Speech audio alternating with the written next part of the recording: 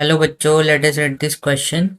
A hydrogen-like atom, atomic number Z, is in the higher excited state of quantum number n.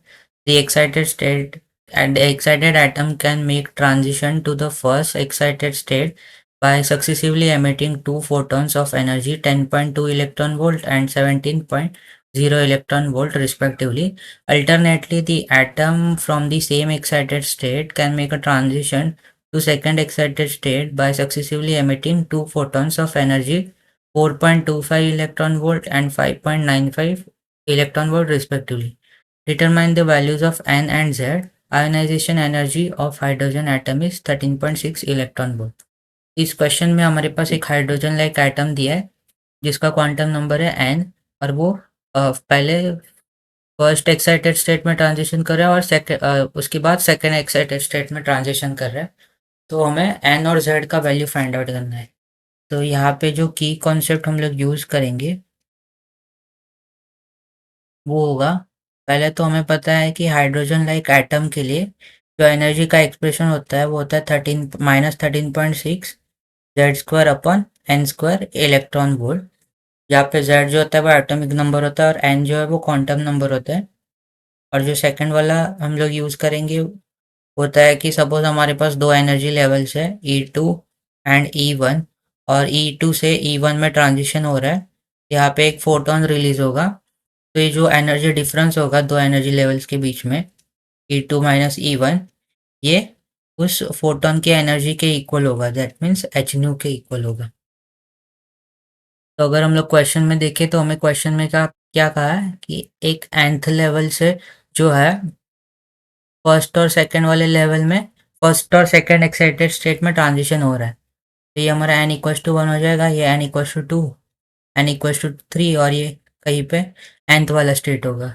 तो पहले first excited state में transition हो रहा है, that means यहाँ पे कहीं पे ट्रांजिशन हो रहा है और उसमें दो फोटॉन्स एमिट हो रहे हैं 10.2 और 17.0 इलेक्ट्रॉन वोल्ट वाले।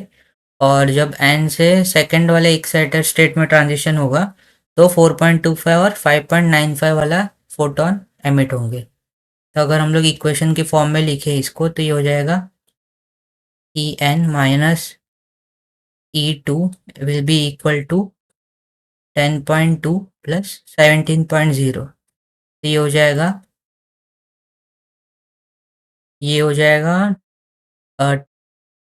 27.2 इलेक्ट्रॉन वोल्ट। इसको हम लोग इक्वेशन 1 कंसिडर करते हैं।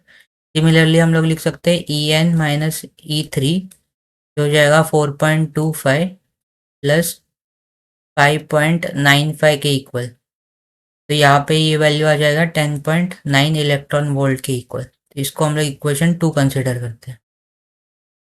यहाँ पे En आएगा और ये E3। तो अभी हम लोग क्या करते हैं कि इक्वेशन 1 में से इक्वेशन 2 को माइनस करते हैं। तो En कैंसिल हो जाएगा, ये माइनस ये बचेगा हमारे पास माइनस E2 और माइनस माइनस प्लस हो जाएगा, तो यहाँ पे प्लस E3 आएगा और ये होगा 27.2 माइनस 10.9 जो कि आएगा 16.3 समथिंग। तो ये 16.3 आएगा। यहाँ से हम लोग लिख सकते हैं E3 माइनस E2 जो है वो 16.3 इलेक्ट्रॉन वोल्ट है। अभी हमें पता है कि En का जो वैल्यू होता है वो -13.6 Z square upon N square के इक्वल होता है। तो E3 और E2 को अगर हम लोग इस फॉर्म में लिखे तो ये हो जाएगा, अगर इसको लिखे तो ये हो जाएगा 13.6 जेड स्क्वायर।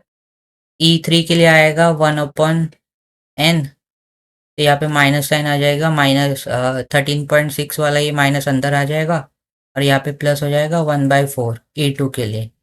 और ये किसके इक्वल आएगा 16.3 के इक्वल। इसको अगर हम लोग कैलकुलेट करें, यहाँ से अगर हम लोग एलसीएम ले तो ये हो जाएगा 13.6 जेड स्क्वायर, ये हो जाएगा ऊपर 5 आएगा नीचे 36 आ जाएगा और ये आएगा 16.3 के इक्वल। यहाँ से जेड स्क्वायर का जो वैल्यू है वो होगा 16.3 इंटू 36 डिवाइडेड बाय 13.6 इंटू 5।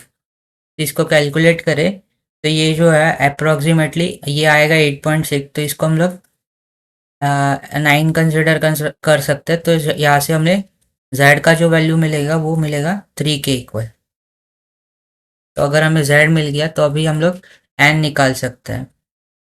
तो अगर हम लोग कंसिडर करें फ्रॉम इक्वेशन 1, हम लोग लिख सकते हैं इक्वेशन 1 से हम लोग लिख सकते हैं z² 13.6 इंटू 1/4 माइनस 1/n²।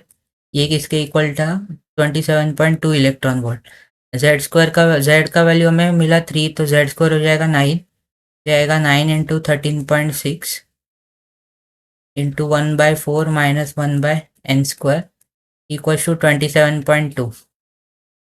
तो यहाँ पे अगर हम लोग ये सिंप्लीफाई करें तो ये हो जाएगा 1/4 माइनस 1/n², ये हो जाएगा 27.2 डिवाइडेड बाय 13.6 इंटू 9 के इक्वल। तो इसका वैल्यू कुछ 0.22 आएगा। तो ये आएगा -1 इक्वल्स टू 0.222, और ये हो जाएगा -1/4। तो इसको हम लोग सिंप्लीफाई करें यहाँ पे, तो एन का जो वैल्यू आएगा वो n² का जो वैल्यू आएगा वो अप्रोक्सीमेटली 36 के इक्वल आएगा।